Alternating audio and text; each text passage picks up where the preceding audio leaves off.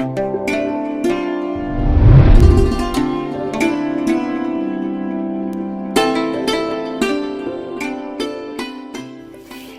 दर्शकों, मैं ज्योति एक बार पुनः स्वागत करती हूँ आप सभी का हमारे बेहद विशेष कार्यक्रम सुखी दाम्पत्य में। और हमारे आज के इस एपिसोड में हम बात करने जा रहे हैं मांगलिक दोष के बारे में। क्या होता है मांगलिक दोष और किस तरह से हम मांगलिक दोष में सावधानियां बरत सकते हैं और हमें किन विशेष बातों का ख्याल रखना चाहिए, इसके बारे में चर्चा करेंगे। और इस बारे में तमाम जानकारी के लिए इस वक्त मेरे साथ स्टूडियो में मौजूद हैं देवज्ञ सच्चिदानंद विशिष्ट जी। तो चलिए मिलकर गुरुजी का स्वागत करेंगे। गुरुजी, बहुत स्वागत करूंगी कार्यक्रम में आपका। नमस्कार गुरुजी, अगर हम आज के एपिसोड की बात करें तो आज हम बात कर रहे हैं मांगलिक दोष के बारे में। तो गुरुजी, सबसे पहले जानना चाहूंगी कि मांगलिक दोष क्या होता है और किसी भी व्यक्ति की कुंडली में अगर मांगलिक दोष लगा है तो किस तरह से हमें इस बात के बारे में पता चलता है? देखो, मांगलिक दोष जो है वो एक ऐसा दोष है, इसके लिए कहा जाता है लग्ने वेच पाताले जामित्रे चाष्ट में कुजौ कन्या भर्तु विनाशाय भर्तुर कन्या विनश्यति। जब मंगल लग्न में होता है, चतुर्थ स्थान में होता है, सप्तम अष्टम स्थान में होता है और 12वें स्थान में होता है, तो कन्या भर्तुर विनाशाय, कन्या की कुंडली में अगर है तो वो भर्ता के लिए अर्थात वर के लिए घातक होता है, और वर की कुंडली में है तो वो कन्या के लिए घातक होता है।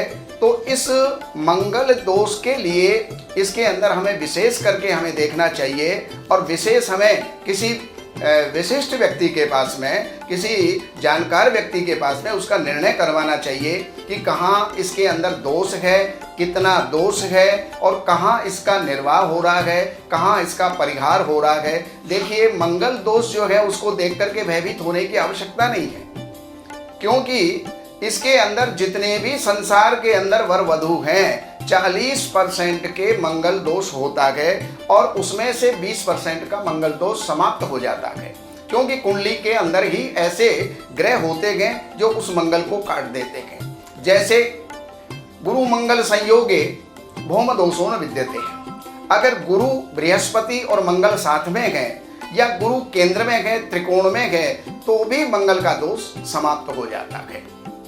भौमेन सदृशो भौम पापो वा तादृशो भवेत् ते स्वेव भवने स्वेव भौम दोष विनाशकृत।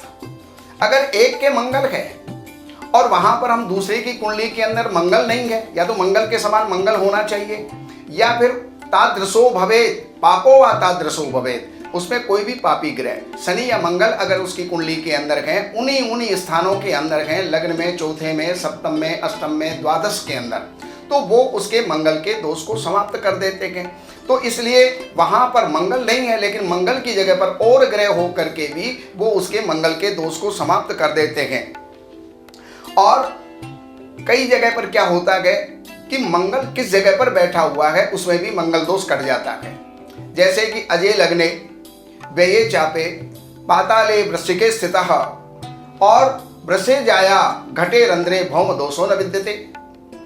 अगर मेष राशि का मंगल लग्न के अंदर है तो मंगल दोष नहीं होता, और अजय लग्ने व्यय चापे और द्वादश स्थान के अंदर अगर वो धनु राशि का है तो मंगल दोष नहीं होता। पाताले वृश्चिके स्थितः, पाताल यानी चौथा स्थान के अंदर अगर वो वृश्चिक राशि का है तो भी वहां पर मंगल दोष नहीं होता। वृषे जाए 7वें स्थान के अंदर वृष राशि का है तो मंगल दोष नहीं होता, और घटे रंध्रे अगर 8वें स्थान के अंदर कुंभ राशि का है तो भी मंगल दोष नहीं होता। तो उससे ये सारी जानकारियां केवल मात्र एक विज्ञ व्यक्ति ही दे सकता है, आम आदमी की जानकारी के अंदर ये चीजें नहीं होती।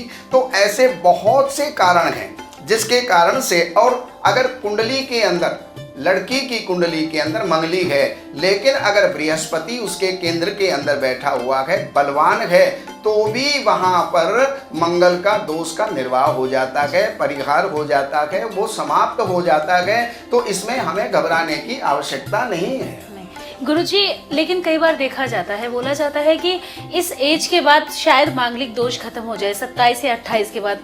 क्या इस तरह की परिस्थितियां भी होती हैं कि बिना किसी पूजा पाठ के ही 28 या 30 के बाद आपका मांगलिक दोष खत्म हो जाए और आप विवाह कर सकते हैं? देखिए, मांगलिक दोष के अंदर सबसे बड़ी बात क्या होती है, अब 28 वर्ष तक मंगल का प्रभाव रहता है, 32 वर्ष तक शनि का प्रभाव रहता है, 34 वर्ष तक राहु का प्रभाव रहता है। तो अब 34 वर्ष की अगर कन्या हो गई तो फिर प्रौढ़ा का विवाह थोड़ी होगा। तो विवाह का समय तो यही है। और ये सारी बातें जब थी, जब 8 वर्ष की कन्या का विवाह होता था, 12 वर्ष की कन्या का विवाह होता था, 15 वर्ष की कन्या का विवाह होता था। लेकिन अब पढ़ाई लिखाई के अंदर अपने आप को स्टेबल करने के लिए जब हम अच्छी डिग्रियां जब लेते हैं तो उम्र पढ़ते पढ़ते हमारी 25, 26, 27, 28 हो जाती है।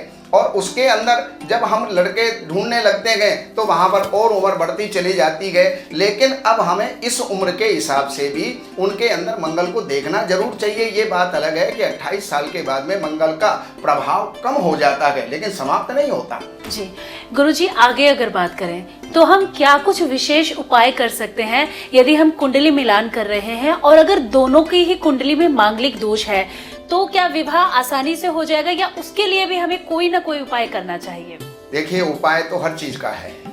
अगर दुनिया के अंदर कहीं भी कोई रोग उत्पन्न हुए हैं तो रोग के लिए औषधि भी परमात्मा ने बनाई है। तो उसी प्रकार अगर कोई संकट है तो संकट निवारण के लिए भी परमात्मा ने कोई ना कोई रास्ता दिया है।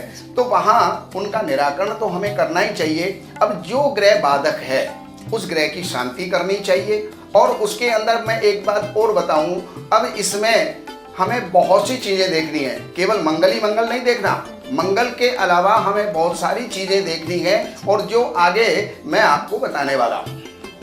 तो बिल्कुल दर्शकों, हमारे आज के इस एपिसोड में हमने जाना मांगलिक दोष के बारे में। किसी भी व्यक्ति की कुंडली में अगर मांगलिक दोष होता है तो हमें क्या कुछ उपाय करने चाहिए, इसके बारे में हम आगे भी चर्चा करेंगे। लेकिन गुरुजी, आप स्टूडियो में आए, अब हमारे जो सवाल अक्सर हमारे मन में उठते हैं उनका आपने जवाब दिया, हमें समाधान बताया, इसके लिए आपका बहुत बहुत धन्यवाद। नमस्कार।